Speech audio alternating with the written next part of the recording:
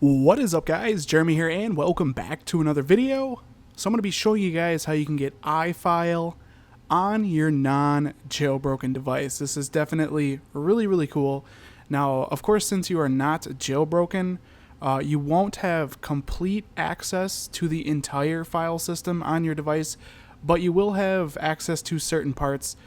Much more than just the stock settings app within iOS. So it's definitely cool to be able to install iFile without a jailbreak, go through it, toy around with some stuff, and check out different stuff within the file system.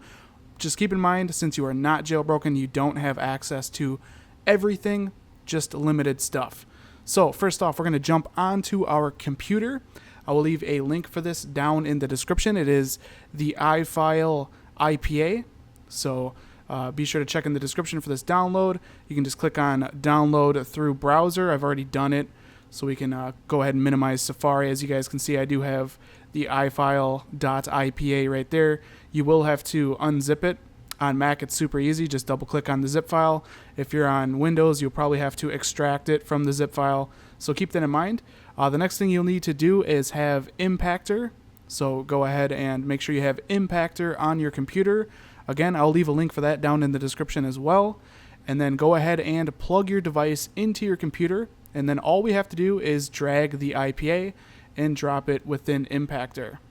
And then you will get prompted here to input your iTunes email and password. This is 100% safe, so I'm going to go ahead and do that really quickly. Alright, now that we have entered in our email and password, as you guys can see, Impactor is currently signing the IPA, installing it onto our device, and we'll just give it a minute here to actually finish up. It will take it a second to install iFile. So there we go, we get a progress bar.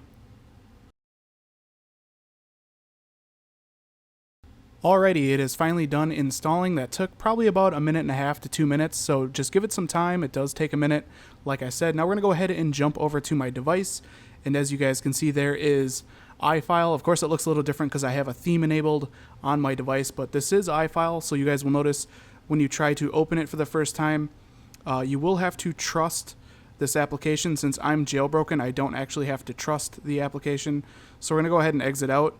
For you guys, what you're going to want to do is go into Settings, go into General, and then scroll down to Profiles and Device Management, and within here you will find the iFile application. Like I said, you will have to go into it and trust it in order to run the application. Since I am jailbroken, I don't actually have to do that. And we got a registration failed. That's perfectly fine. So there we are. We can go ahead and let's back all the way out.